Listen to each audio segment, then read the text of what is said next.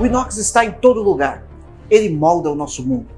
Com um consumo mundial de mais de 50 milhões de toneladas por ano, o aço inoxidável é um dos materiais mais utilizados no planeta. De prédios luxuosos a talheres simples, de hospitais a indústrias químicas, o inox está presente garantindo durabilidade, higiene e beleza. Mas você já se perguntou como tudo isso começa? Qual é a jornada que o inox passa para chegar ao nosso dia a dia? Bem-vindo à Jornada do Inox! Uma viagem ao coração do processo que transforma minério em um material que transforma vidas. A Jornada do Inox é um documentário produzido diretamente da usina da Peram, um grande parceiro que tem desempenhado um papel fundamental para o desenvolvimento do Brasil e do mundo. Quer acompanhar essa incrível jornada? Então não deixe de assistir a cada episódio desse incrível processo de transformação.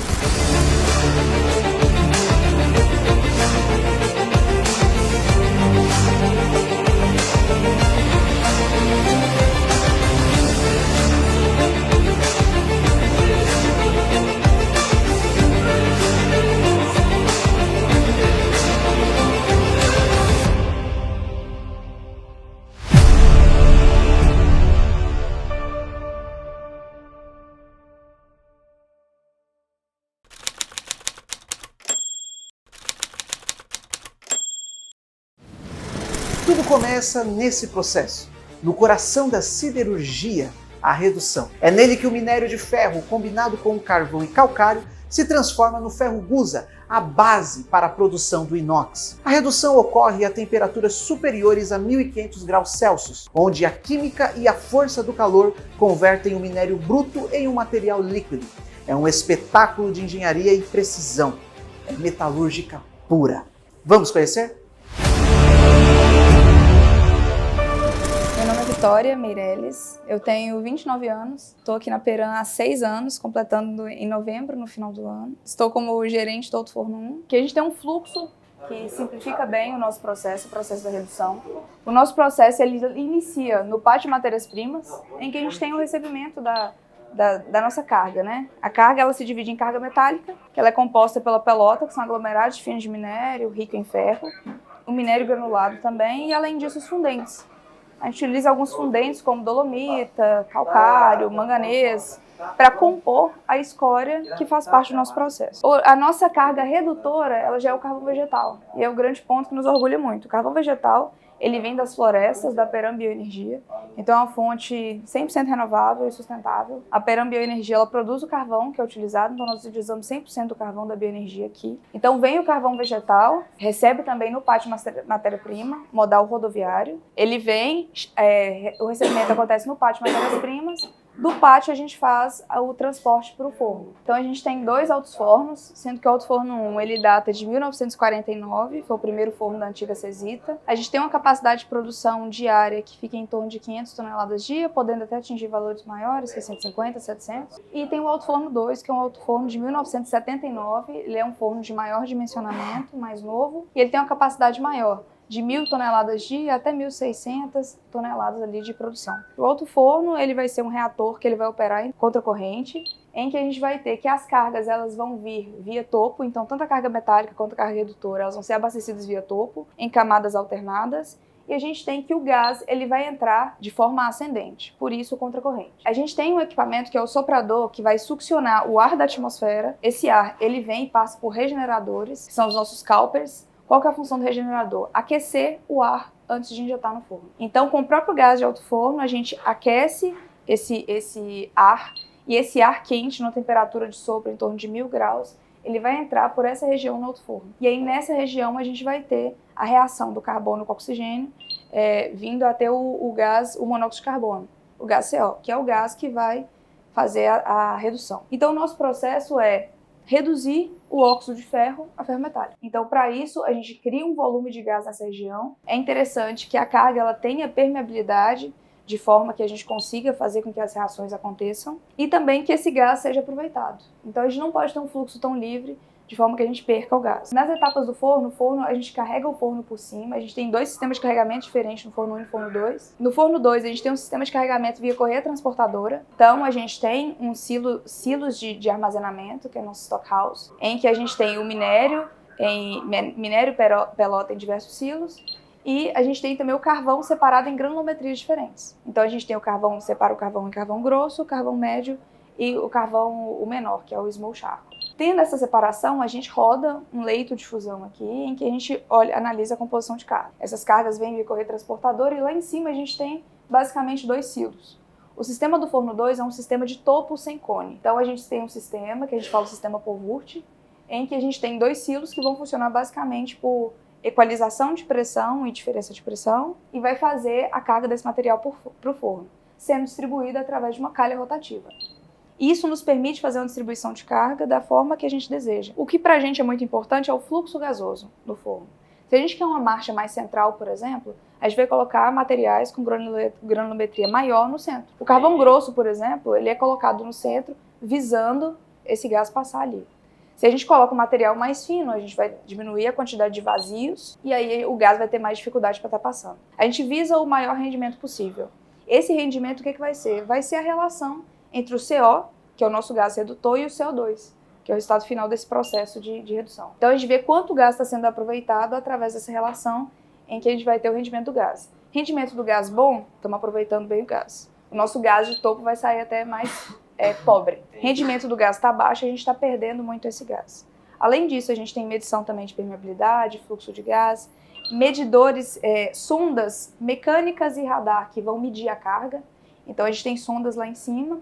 A mecânica funciona da seguinte forma: a gente tem um stock line, então tem um ponto ali que a gente considera de abaixamento de carga.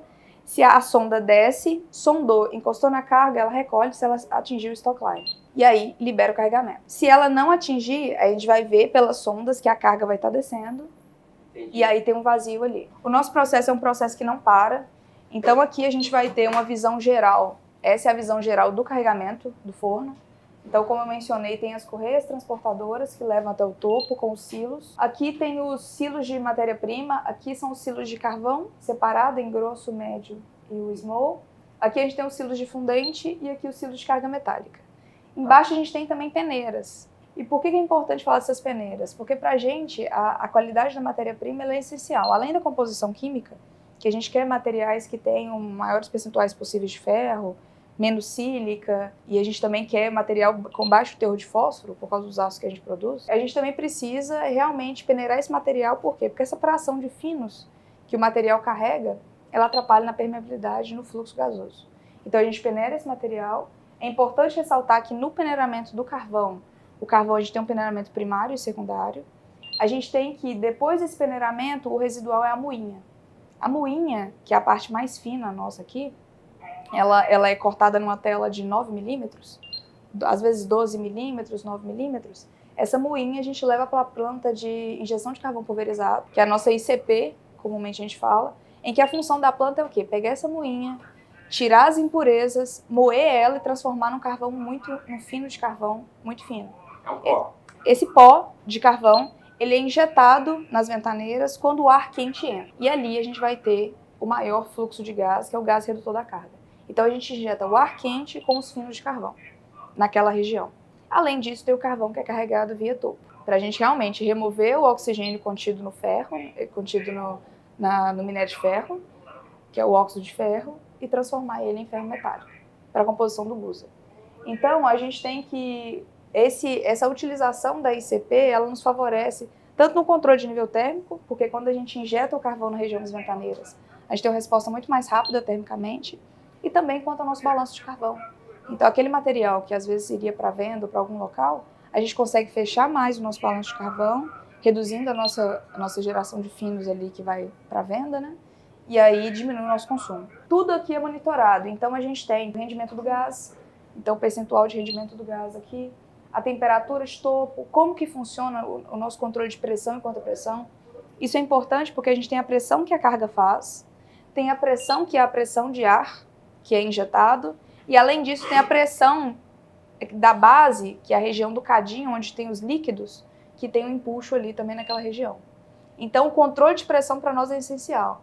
E para controlar essa pressão, é claro que a gente tem válvulas de escape, válvulas de segurança, que são os bleeders. O bleeder ele vai atuar quando a pressão ali ela realmente subir como uma válvula de emergência. Aqui a gente tem também, como eu mencionei, tem diversas telas que a gente vai percorrer, então elas vão estar sinalizando ali, aqui por exemplo, a calha rotativa, o ângulo de inclinação, o nosso sistema de carregamento. Tem onde a gente aquece realmente o ar para injetar no forno, então são 6 generadores. A gente tem, o que eu comentei, são as sondas, então isso daqui é uma descida de carga estável. Se a gente começa a ter um distanciamento, esse espaço afastar muito aqui, quer dizer que a carga parou e a sonda não está descendo mais. E aí a gente tem os fenômenos de engaiolamento, que é quando a sonda ela corta reta, a carga travou, então a pressão embaixo ela subiu muito, a nossa perda de carga subiu, que é a nossa diferença de pressão. E aí, quando ela desce de uma vez, ela vai criar um vazio embaixo, porque a carga parou em cima. Os processos, as reações continuam acontecendo. Cria-se esse vazio e quando a gente alivia a pressão, seja reduzindo a vazão ou aliviando por alguma válvula, essa carga vai descer despreparada. A carga que desce despreparada, ela não passou pelas etapas necessárias e ela chega lá roubando temperatura e também alterando a nossa composição química, o que a gente não quer. Então, a marcha estável do autoforno é essencial. Por quê? Porque no autoforno a gente tem várias zonas. Então, a gente tem a zona granular, a zona de preparação e secagem, onde a gente tem só a parte sólida, que é o carvão e a carga metálica. Depois, ao longo disso, a temperatura, né, vai subindo, a gente já entra na zona coesiva, que a zona coesiva vai ter o início do ponto de amolecimento ali. Depois tem a zona de gotejamento, onde realmente vai estar essa transformação efetiva de sólido para líquido. E todo esse líquido, ele é depositado no cadinho, que é a parte de baixo do autoforno. É o final do processo. Que é o final do autoforno. Nessa região aqui, a gente tem um anel de vento, que é por onde vai distribuir todo o ar no forno. E a gente tem as ventaneiras, que é por onde distribui. Ao longo do forno, no forno 2, a gente tem 16 entradas de ar, 16 ventaneiras. No forno 1, são 12. Esse ar vai entrando, vai gerando aquele volume de gás que eu comentei para vocês. Essa região que é uma das regiões mais quentes do forno, é a zona de combustão. Então, a gente tem uma temperatura de chama em torno de 2.000 graus nessa região. Depois, o líquido que vai sendo gotejado, ele vai ficar nessa parte de baixo, que é o cadinho. No cadinho, a gente vai ter o gusa líquido, a escória e também o carvão granulado. Esse carvão ele vai estar auxiliando na permeabilidade daquela região do cadinho. E de tempos em tempos, quando a gente tem que o cadinho ele vai estar cheio, nós vamos fazer o vazamento pelo furo de gusa. O gusa e a escória eles têm diferença de densidade. O gusa ele é mais denso e a escória ela é menos densa. A gente fura com a perfuratriz, o gusa e a escória saem juntos no canal de corrida, eles vão se separar no canal por diferença de densidade, e aí o gusa ele vai para o carro torpedo e a escória ela é granulada. Então a gente tem água, é um resfriamento, né, com água a alta pressão, que vai solidificar essa escória. E a escória fica um aspecto de uma areia mais grossa, acinzentada. Essa escória ela é vendida para a indústria cimenteira. Todos os nossos processos, o processo do autoforno ele é muito fechado. A gente tem que o gusa vai para a cearia, a escória granulada é vendida para a indústria cimenteira. Além disso, algo que a gente não pode deixar de falar é sobre o gás de autoforno. No nosso processo, a gente não tem um aproveitamento de 100% do gás. Então, o nosso gás de topo, ele é um gás que ele tem poder calorífico. E esse poder calorífico do gás ele é aproveitado. O que a gente faz? A gente pega esse gás, que é residual do processo, passa ele para um sistema de limpeza de gás. A gente tem um sistema a seco e depois um sistema a úmido com a lavagem de gás. Esse gás limpo vai para o gasômetro e do gasômetro é distribuído para toda a usina. A gente utiliza ele internamente para aquecer o ar que entra nos altos fornos. Também nós temos um secador de minério. A gente utiliza o próprio gás. E para a usina, para aquecer panelas, laminações, utiliza o gás de alto forno. Além disso, a gente tem vários sistemas de desempoeiramento ao longo dos nossos processos e todo esse fino também ele é destinado. Então, o nosso processo ele é bastante fechado. E a água que a gente utiliza para lavar o gás, ela também é uma água que é um sistema fechado. A gente tem o que a gente chama de corrida. A corrida seria o momento em que a gente vaza o forno, ele vai correr, gusa e a escória. Quando começar a soprar, quando a pressão interna aqui começar a expulsar gás, a gente vê que está no final de corrida, então foi drenado esse líquido nessa região. Então a corrida compreende entre o momento de vazamento e fechamento do autoforno. Ela dura em cerca de 3 horas, mais ou menos, tanto aqui quanto no outro forno. A diferença realmente é a quantidade de torpedos. No forno 2 a gente enche uns 3 torpedos por corrida e no forno 1, um torpedo. Vitória, na área de corrida, o que a gente tem mais? Além da drenagem, a gente tem também que lá são colhidas amostras de gusa e escória. Esse gusa e escória são enviados para o laboratório e a gente tem algumas faixas a serem atendidas quanto à composição química. Além disso, também é tirada a temperatura. Então, a gente retira a temperatura via ponta dimensional de corrida e também por um high-tech, que é um medidor online de temperatura. Então, a área de corrida tem um papel essencial quanto à drenagem, que influencia toda a pressão do forno e até mesmo na marcha do forno. Aqui nós temos os regeneradores, então nós possuímos 3 regeneradores, eles que vão ser responsáveis por fazer o aquecimento do ar, que vai ser injetado no forno, na temperatura de sopro, que é em torno de 100 graus.